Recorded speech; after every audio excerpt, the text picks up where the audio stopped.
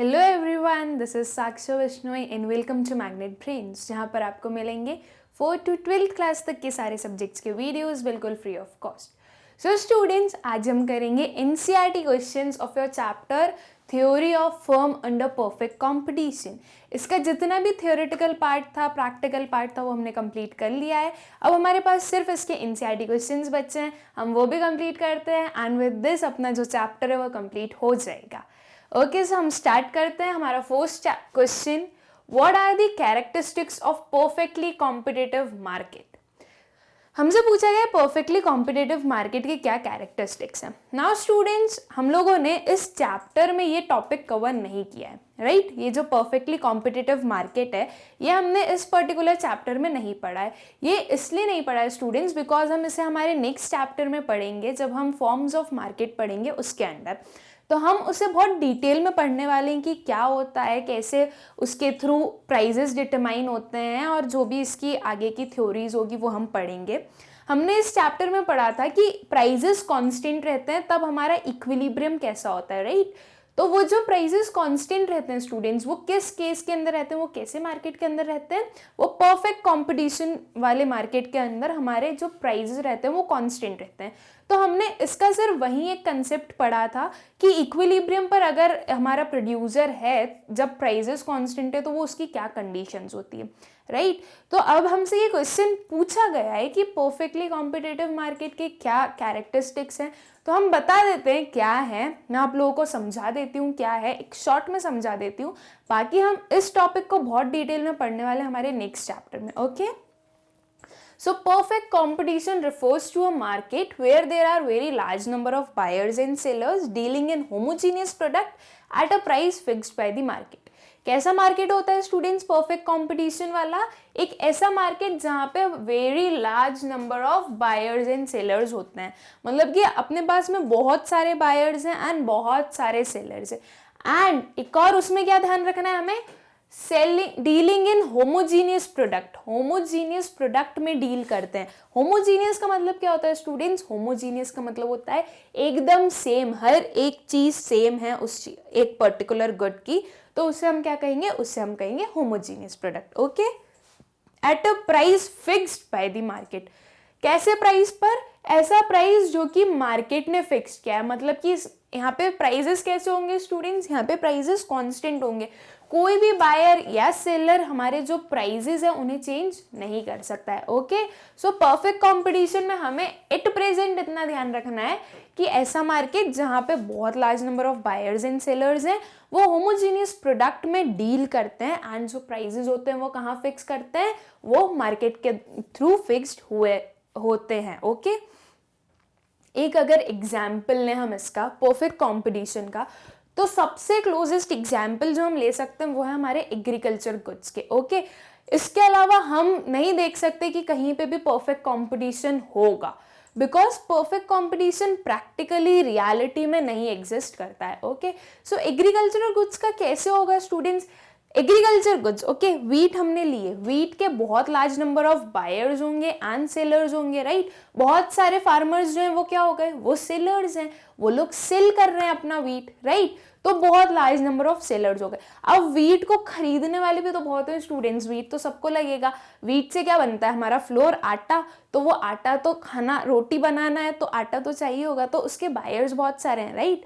तो उसके large numbers of buyers and sellers हैं। वो कैसे डील करते हैं? कौन से गुड्स में? होमोजीनियस गुड्स में, राइट? होमोजीनियस गुड्स में डील करते हैं, मतलब कि जो सारे वीट्स हैं वो एक जैसे ही हैं, तो होमोजीनियस गुड्स में डील करते हैं एंड इनका जो प्राइजेस है वो मार्केट फिक्स कर रही है। ओके, नाउ इसके कैरेक्टरिस्टिक्स पूछे गए थे हमसे क्वेश्चन में पूछा था कैरेक्टरिस्टिक्स। हम इसके पहले इतनी बातें कर ली हमने कैरेक्टरिस्टिक्स पे, तो हम अब आ रहे हैं। ठीक है, वो भी ज़रूरी थी, हमें पता भी होना चाहिए परफेक्ट कंपटीशन होता क्या है, तभी तो हम बताएंगे उसके कैरेक्टरिस्टिक्स क्या होते हैं, right? So characteristics of fixed price fixed by the market. Okay, इसके क्या कैरेक्टरिस्टिक्स है? Very large number of buyers and sellers, ये हमने इस डेफिनेशन से ले लिया, right? Very large number of buyers and sellers. Okay, homogeneous product, ये भी हमने इस डेफिनेशन से ले लिया, होमोजीनियस प्रोडक्ट है, ठीक? Freedom of entry and exit, students यहाँ पे जो फर्म्स होती है हमारे परफेक्ट मार्केट में, उन्हें फ्रीडम होती है कि वो कभी भी एंट्री कर सकते हैं, कभी भी एग्जिट कर सकते हैं। ओके, जैसे कि हमारे एग्रीकल्चर गुड्स है, तो फार्मर्स कभी भी, हमारे जो फार्मर्स है वो एक्स्ट्रा हो सकते हैं, राइट। अभी तक सिर्फ 10 फार्मर्स प्रोड्यूस कर रहे थे वीट, अब हमारे पास 12 फार्मर्स प्रोड्यूस कर रहे हैं वीट। तो वो जो 2 फार्मर्स और एक्स्ट्रा आए हैं, उनको किस चीज़ की नीड है? उनको सिर्फ लैंड की नीड है। ओके, लैंड की नीड है एंड जो उनके रॉ मटेरियल्स हैं उनकी नीड है। बाकी लाइसेंसिंग वगैरह की कोई नीड नहीं है कि पहले आपको गवर्नमेंट से परमिशन लेनी पड़ेगी एंड वो जो सारी प्रोसीजर होगी वो करनी पड़ेगी, उसकी कोई नीड नहीं है। सिर्फ आपके पास रॉ मटेरियल्स होनी चाहिए। तो फ्रीडम है कि आप कभी भी कोई भी उसमें इंटर कर सकता है। एन एग्जिट, जो फार्मर है उसका मन नहीं हुआ कि हमें नहीं करना प्रोडक्शन, उसने नहीं किया इस पर्टिकुलर ईयर प्रोडक्शन, तो उसने एग्जिट कर लिया। तो एग्जिट करने के लिए भी हमें किसी लॉ ऑर्डर की नीड नहीं होती है under perfect competition. Okay, perfect knowledge among buyers and sellers, ये माना जाता है स्टूडेंट्स की जो बायर्स और सेलर्स है उनको परफेक्ट नॉलेज है, मतलब कि सारे बायर्स को पता है कि ये जो वीट है इसका प्राइस दिस पर्टिकुलर, मान लीजिए 500 रुपीज़ का प्राइस हो, तो 500 पर्टिकुलर प्राइस होगा, जो कि सारे वीट का प्राइस 500 ही रहेगा, ये बायर्स को पता है। एंड सेलर्स को भी परफेक्ट नॉलेज है कि वो कहाँ पे अपना सेल कर सकते हैं और क्या प्राइजेस चल रहे हैं। सेलर को पता है कि ना, हम एग्जाम्पल के लिए ले रहे हैं कि 700 रुपीज़ जो है हमारी वीट की प्राइस है। ओके, तो सेलर को पता है कि 700 रुपीज़ प्राइस है, कोई भी 700 से कम पे सेल करना नहीं चाहेगा, मतलब कि उसे परफेक्ट नॉलेज है कि उसे कहाँ पे सेल करना है और कितने अमाउंट पे सेल करना है। Okay, then perfect mobility of factors of production, ये स्टूडेंट्स हम मानते हैं। ओके, ये कुछ आप अजम्पशंस भी मान सकते हैं कि परफेक्ट कंपटीशन में ऐसा माना जाता है। Okay, so perfect mobility of factors of production, जो फैक्टर्स ऑफ प्रोडक्शन होते हैं स्टूडेंट्स हमारे, वो परफेक्टली मोबाइल होते हैं, मतलब कि उन्हें हम एक प्लेस से दूसरी प्लेस पर easily without any cost transport कर सकते हैं। ओके, तो इन्हें जो परफेक्ट कंपटीशन होता है उसमें हम ये मानते हैं कि ये जो हमारे फैक्टर्स ऑफ प्रोडक्शन है वो परफेक्टली मोबाइल है। एब्सेंस ऑफ ट्रांसपोर्टेशन कॉस्ट, जो ट्रांसपोर्टेशन कॉस्ट होती है वो जीरो होती है। ऐसा क्यों होता है और ऐसा क्यों माना जाता है? बिकॉज अगर स्टूडेंट्स ट्रांसपोर्टेशन कॉस्ट होगी तो जिसको ज़्यादा ट्रांसपोर्टेशन कॉस्ट लगी वो अपना ज़्यादा अमाउंट पर सेल करना चाहेगा, जो भी सेलर होगा। तो इससे क्या होगा, आपकी जो प्राइजेस फिक्स्ड है मार्केट के थ्रू, आप उस पर नहीं जनरेट करोगे। आप क्या सोचोगे कि अभी जो 50 रुपीज़ का ट्रांसपोर्टेशन कॉस्ट लगा है वो भी तो मुझे बायर से ही लेना है, राइट। जो भी एक सेलर को जितने भी कॉस्ट लगते हैं वो कहीं ना कहीं से जाके वो सब कुछ बायर से ही कमाते हैं, राइट। तो वो जो 50 रुपीज़ लगे ट्रांसपोर्टेशन कॉस्ट, वो एक सेलर क्या सोचेगा, मुझे बायर से लेना है, तो वो अपने जो वीट का प्राइस है या जो भी गुड है उसका जो प्राइस है वो इंक्रीज कर देगा। तो इसके कारण क्या होगा, ये जो प्राइजेस जो मार्केट के थ्रू फिक्स्ड है वो फिक्स्ड नहीं रह पाएंगे। इसलिए हम ये मानते हैं कि यहाँ पे जो हमारे ट्रांसपोर्टेशन कॉस्ट है वो कैसे रहेंगे, वो जीरो रहेंगे। Absence of selling cost, selling cost क्या होती है स्टूडेंट? सेलिंग कॉस्ट वो कॉस्ट होती है जो कि एक प्रोड्यूसर अपने प्रोडक्ट को प्रमोट करने के लिए लगाता है, राइट। जैसे कि आप देखिए एडवर्टीजमेंट्स एक सेलिंग कॉस्ट होगी कि आपको अपना एक प्रोडक्ट सेल करना है, उसको प्रमोट करना है, उसके फीचर्स सबको बताना है, इसलिए आपने वो एडवर्टीजमेंट किया एंड उस एडवर्टीजमेंट को करने के लिए आपको कुछ ना कुछ कॉस्ट लगी होगी, तो उसे हम क्या कहेंगे, सेलिंग कॉस्ट कहेंगे। तो हमारे जो ये परफेक्ट कंपटीशन होता है उसमें हम ये मानते हैं कि जो हमारी सेलिंग कॉस्ट होती है वो कैसी होती है स्टूडेंट्स, वो जीरो होती है। जीरो क्यों होती है? बिकॉज अगर वो जीरो नहीं हुई तो फिर जो हमारा सेलर है वो सोचेगा कि हमारी जो प्राइजेस है वो ज़्यादा होनी चाहिए एक पर्टिकुलर प्रोडक्ट की, राइट। तो वो प्राइजेस फिक्स्ड नहीं रह पाएंगी। तो जब हमें प्राइजेस को फिक्स रखना है तो हमने मान लिया कि हमारे जो ट्रांसपोर्टेशन कॉस्ट है वो जीरो रहेगी, हमारी जो सेलिंग कॉस्ट है वो जीरो रहेगी, एंड ये जो सारे हमारे डिफरेंट पॉइंट्स हमने पढ़े, ये क्या हो गए स्टूडेंट्स हमारे, ये हो गए हमारे characteristics of perfectly competitive market. Okay, I hope students ये आप लोगों को क्लियर होगा। जितना ब्रीफ में मैं बता सकती थी मैंने बता दिया। अब हम इसे बहुत डिटेल में तो पढ़ेंगे, उसकी आप टेंशन मत लीजिए, हम इसे डिटेल में पढ़ेंगे हमारे नेक्स्ट चैप्टर में, जो कि हम बहुत जल्दी स्टार्ट कर देंगे। जैसे ही हमारे एनसीईआरटी क्वेश्चंस कंप्लीट हुए हम अपना नेक्स्ट चैप्टर स्टार्ट कर देंगे, उसमें हम पढ़ेंगे सारे forms of market. Okay, now second question, how are the total revenue of a firm, market price and quantity sold by a firm related to each other.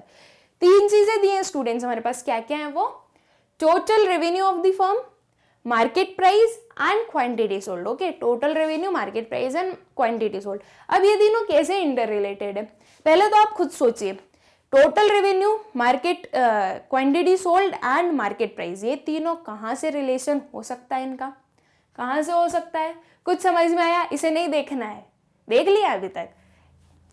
चलो ठीक है, अब कोई बात नहीं, मैं बता देती हूँ। So total revenue refers to total amount received from the sale of the given quantity of a commodity at a prevailing price। क्या हुआ? Sale of given quantity at a prevailing price. मतलब कि टोटल रेवेन्यू का क्या relation निकला कि total revenue तो वही अमाउंट है कि जितना आप सेल कर रहे हो, राइट? ये जो हमें क्वेश्चन में पूछा है क्वांटिटी सोल्ड का, जितना आप सेल कर रहे हो, किस प्राइस पर सेल कर रहे हो, वो क्या होता है हमारा, वो होता है हमारा total revenue, right? So total revenue की हमारी जो फॉर्मूला होता है, जो इक्वेशन होता है, उसे हम कैसे लिखते हैं, total revenue is equals to quantity into price, right? Quantity sold into price. हमसे पूछा गया market price and quantity sold के बीच में रिलेशनशिप विथ टोटल रेवेन्यू। तो टोटल रेवेन्यू क्या है? टोटल रेवेन्यू पूरा अमाउंट है जो कि हम रिसीव करते हैं किसी भी क्वांटिटी को सेल कर कर एक प्रिवेलिंग प्राइस पर। Okay, what is the price line? अब प्राइस लाइन क्या होती है? Price line is the horizontal line that represents the market price for a perfectly competitive firm. एक जो परफेक्ट कॉम्पिटिटिव फर्म होती है, जो कि हमने हमारे फर्स्ट क्वेश्चन में देखा स्टूडेंट्स की परफेक्ट कॉम्पिटिटिव फर्म क्या होती है, राइट? उसके क्या कैरेक्टरिस्टिक्स होते हैं। तो जो एक परफेक्टली कॉम्पिटिटिव फर्म होती है, उसकी जो मार्केट प्राइस होती है स्टूडेंट्स, उसे कौन रिप्रेजेंट करता है? उसे रिप्रेजेंट करती है हमारी price line. Okay, so price line एक ऐसी लाइन है, हॉरिजॉन्टल लाइन है। हॉरिजॉन्टल लाइन क्यों है स्टूडेंट्स? हॉरिजॉन्टल लाइन वो इसलिए है बिकॉज जो हमारा प्राइस है वो कांस्टेंट रहता है, राइट? तो प्राइस लाइन एक हॉरिजॉन्टल लाइन है जो कि रिप्रेजेंट करेगी market price for a perfectly competitive firm. Okay, market price एक परफेक्टली कॉम्पिटिटिव फर्म के लिए। ये जो एक हमारे पास ग्राफ दिख रहा है स्टूडेंट्स, ये क्या है? ये हमारे परफेक्ट कॉम्पिटिटिव फर्म का ग्राफ है। ओके, हमने लिया है हमारे वाई एक्सिस पे प्राइस एंड एक्स एक्सिस पे डिमांड या सप्लाई ऑफ अ क्वांटिटी। अब एक लाइन है students, this is known as price line, एक हॉरिजॉन्टल स्ट्रेट लाइन है। ये एक हॉरिजॉन्टल लाइन क्यों है स्टूडेंट्स? क्योंकि हमारे जो प्राइसेस है वो कैसे रहते हैं? वो रहते हैं कांस्टेंट। ओके, हमने अज्यूम किया है कि 10 रुपीज़ किसी भी एक प्रोडक्ट का प्राइस है, तो वो 10 रुपीज़ थ्रू आउट रहेगा। आपकी सप्लाई या डिमांड बढ़े या कम हो, हमें नहीं कोई उससे मतलब है, लेकिन जो हमारा प्राइस है वो कांस्टेंट रहेगा। इसलिए जो हमारी प्राइस लाइन होगी वो कैसी होगी? वो एक हॉरिजॉन्टल स्ट्रेट लाइन होगी। ओके, एंड जो भी हमारी डिमांड सप्लाई होगी वो या तो बढ़ेगी, कम होगी या कांस्टेंट रहेगी। उससे हमें कुछ भी नहीं है, हमें बस इतना पता है कि हमारी जो प्राइस लाइन होती है वो क्या होती है? एक लाइन होती है प्राइस की एक परफेक्टली कॉम्पिटिटिव मार्केट के under. Okay, now question number 4th, why is the total revenue curve of the price taking firm an upward sloping straight line? Why does the curve pass through the origin? अब हमसे students दो questions पूछे गए हैं एक ही question में। Okay, पहले हम फर्स्ट वाले का आंसर देते हैं। क्या पूछा है फर्स्ट वाला? why is the total revenue curve of the price taking firm an upward sloping straight line? जो हमारा टोटल रेवेन्यू कर्व है स्टूडेंट्स, वो एक अपवर्ड स्लोपिंग स्ट्रेट लाइन क्यों होता है? मतलब कि वो जो कर्व है वो हमारा ऐसा क्यों होता है? ये हमारा टीआर का कर्व है, तो ये कर्व ऐसा क्यों है? हमसे ये पूछा गया, तो ये कर्व ऐसा क्यों है हम देखते हैं। In case of price taking firm, now price taking firm के अंदर पूछा है स्टूडेंट्स, प्राइस टेकिंग फर्म एक परफेक्ट कॉम्पिटिटिव फर्म होती है। ओके, अब वो जो हमारी परफेक्ट कॉम्पिटिटिव फर्म है वो प्राइस टेकिंग फर्म कैसे होगी, ये चीज़ हम नेक्स्ट चैप्टर में पढ़ेंगे। सॉरी, मैं आप लोगों को बहुत सस्पेंस में रख रही हूँ कि ये आखिर होता है क्या है, क्या होता है, बट मैं इसलिए अभी इस चीज़ को कवर नहीं कर रही हूँ बिकॉज एक तो ये अपना बहुत ज़्यादा टाइम ले लेगा, and the second thing is जब हम स्टार्टिंग से पूरा परफेक्ट कंपटीशन पढ़ेंगे तो एक एक चीज़ क्लियर होगी। अभी मैं आपको एकदम से बता दूं कि ये प्राइस टेकिंग फर्म कैसे है तो वो एक कंफ्यूजन क्रिएट हो सकता है। ओके, तो हम नेक्स्ट चैप्टर में पढ़ेंगे उसे कि वो कैसे होती है, क्यों होती है। अभी सिर्फ हम इतना देख रहे हैं कि एक प्राइस टेकिंग फर्म कौन सी होती है, एक परफेक्ट कॉम्पिटिटिव फर्म होती है। ओके, तो एक परफेक्ट कॉम्पिटिटिव फर्म में स्टूडेंट सबसे पहले हमें क्या याद रखना है, प्राइजेस कैसे होते हैं हमारे, प्राइजेस होते हैं हमारे कांस्टेंट। ओके, हमारे प्राइजेस कैसे होंगे स्टूडेंट्स, कांस्टेंट होंगे। हमें ये चीज याद रखनी है ओके कि अगर एक परफेक्ट कॉम्पिटिटिव फर्म है तो उसके जो प्राइजेस है वो कांस्टेंट होंगे। नाउ क्या होगा, TR increases in the same proportion as price is constant. जो हमारा टोटल रेवेन्यू स्टूडेंट्स वो एक सेम प्रपोर्शन से इंक्रीज होगा, राइट, क्योंकि जो प्राइजेस है वो क्या है, कांस्टेंट है। आप पहले 1 यूनिट को सेल कर रहे थे, राइट, 1 यूनिट को सेल करके कितने अमाउंट को रिसीव कर रहे थे, क्या आपकी सेलिंग प्राइस थी, 10 रुपीज थी। अब आप 2 यूनिट्स को सेल कर रहे हैं तो आपकी सेलिंग प्राइस अब क्या हो गई, 20 रुपीज हो गई। मतलब आपको 2 यूनिट्स को सेल करके कितने रुपए मिल रहे हैं, 20 मिल रहे हैं। 3 को सेल करके 30 मिल रहे हैं। तो आपका जो मार्जिनल कॉस्ट है स्टूडेंट्स वो कितने से इंक्रीज हो रहा है, वो एक कांस्टेंट 10 से इंक्रीज हो रहा है, राइट। मार्जिनल रेवेन्यू जो है वो कितने से इंक्रीज हो रहा है, 10 से इंक्रीज हो रहा है। क्यों, बिकॉज हमारे जो प्राइजेस है वो कैसे है, कांस्टेंट। एक एडिशन करने पे हमें एडिशनल 10 रुपीज ही मिलने वाले हैं। तो स्टूडेंट्स टीआर क्या होगा, राइट, इसका टीआर क्या होगा, इसका टीआर होगा जब फर्स्ट यूनिट को सेल किया तो 10 रुपीज, सेकेंड यूनिट को सेल किया तो 40 रुपीज, राइट, थर्ड यूनिट को सेल किया 90 रुपीज। कितने से इंक्रीज हो रहा है,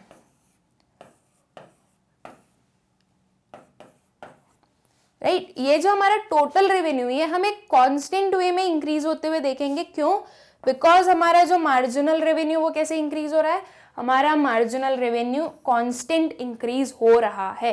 तो जब हमारा मार्जिनल रेवेन्यू कांस्टेंट वे में इंक्रीज होता है मतलब वो कांस्टेंट है, उसमें कोई चेंजेस नहीं, तो हमारा जो टीआर कर्व है वो कैसे स्लोप करेगा, हमारा टीआर कर्व एक स्ट्रेट लाइन अपवर्ड स्लोपिंग होगा। अपवर्ड इसलिए होगा क्योंकि जैसे जैसे हम क्वांटिटी बढ़ा रहे हैं वैसे वैसे हमारा रेवेन्यू बढ़ रहा है, इसलिए वो अपवर्ड स्लोपिंग है। ये बताते हुए कि जैसे जैसे आपकी क्वांटिटी इंक्रीज हो रही है, राइट, ये क्वांटिटीज इंक्रीज हो रही है तो आपका रेवेन्यू भी इंक्रीज हो रहा है।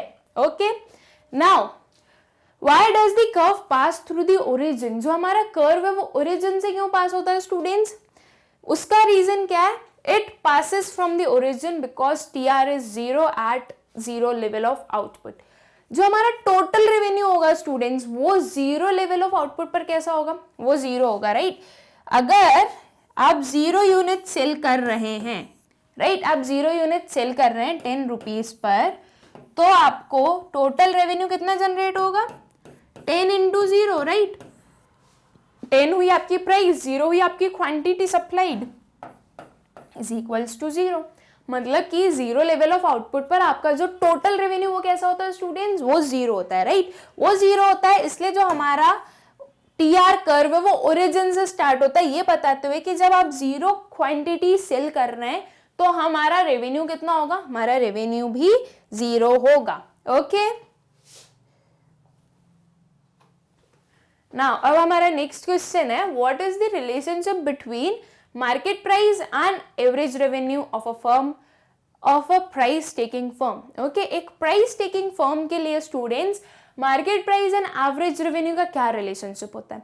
नाउ स्टूडेंट्स आई होप आप लोगों को पता होगा कि एवरेज रेवेन्यू और जो प्राइस होता है उसके बीच में रिलेशनशिप क्या होता है। आप अभी प्राइस टेकिंग फर्म को भूल जाइए, लेकिन आपको पता है कि एवरेज रेवेन्यू एंड प्राइस के बीच में क्या रिलेशनशिप होता है।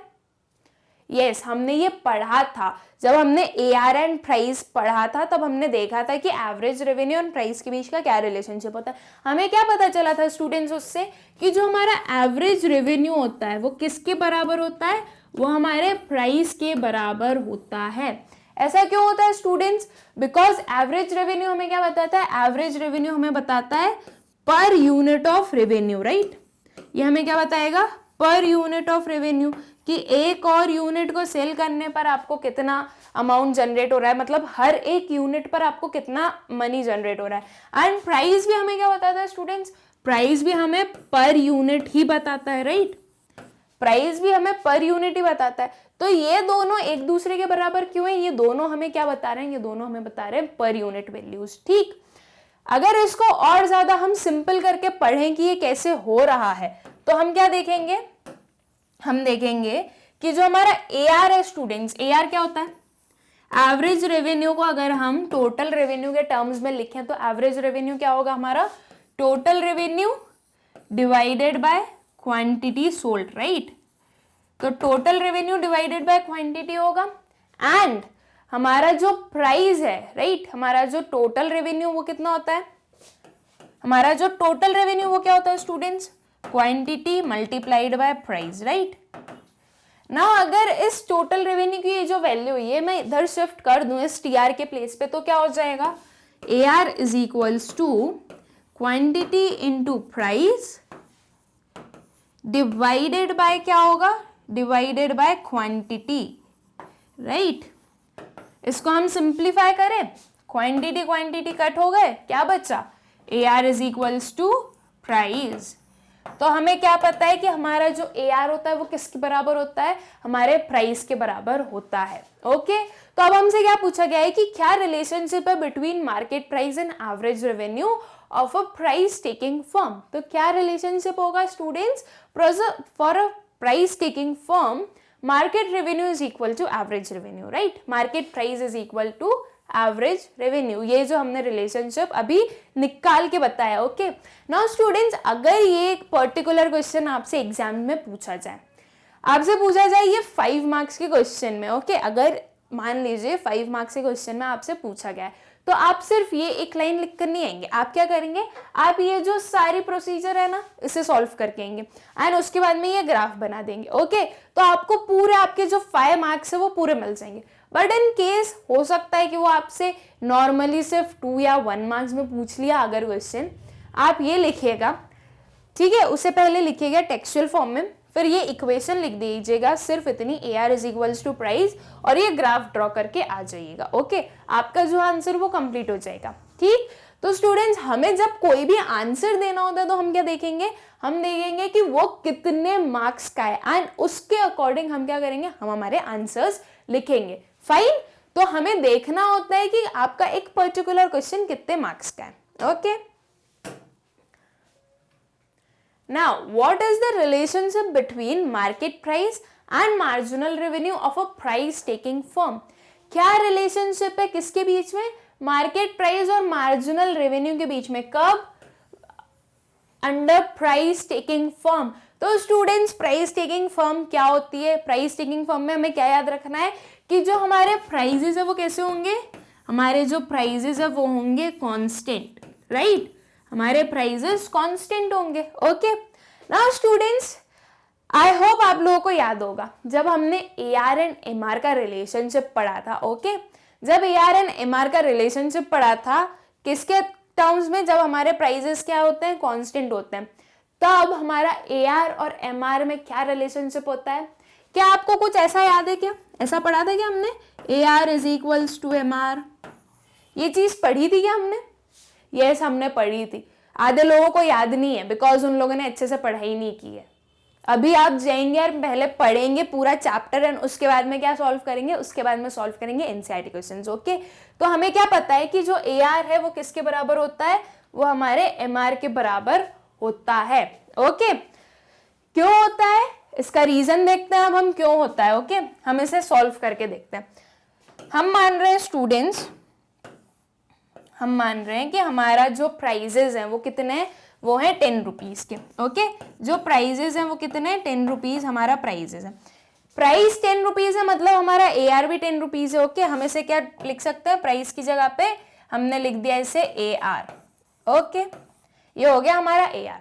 नाउ स्टूडेंट्स, हम कितना सेल कर रहे हैं, हमने क्वांटिटी जो सोल्ड है हमारी वो हुई पहले 1, फिर 2, फिर 3, ओके। तो टोटल रेवेन्यू हम क्या बोल सकते हैं, पहले हुआ 10, देन हुआ 20, देन हुआ 30, राइट। यही हुआ हमारा टोटल रेवेन्यू। टोटल रेवेन्यू के थ्रू हम मार्जिनल रेवेन्यू कैलकुलेट करते हैं। सो मार्जिनल रेवेन्यू क्या होगा स्टूडेंट्स, फर्स्ट वाला तो ऊपर तो जीरो ही होगा, टोटल रेवेन्यू जीरो क्वांटिटी जब सोल्ड होती है तो जीरो होता है राइट, तो ऊपर जीरो होगा तो इसके बाद में क्या होगा, इसके बाद में होगा 10, देन 20 माइनस 10 कितना हुआ 10, 30 माइनस 10 कितना हुआ 10 राइट।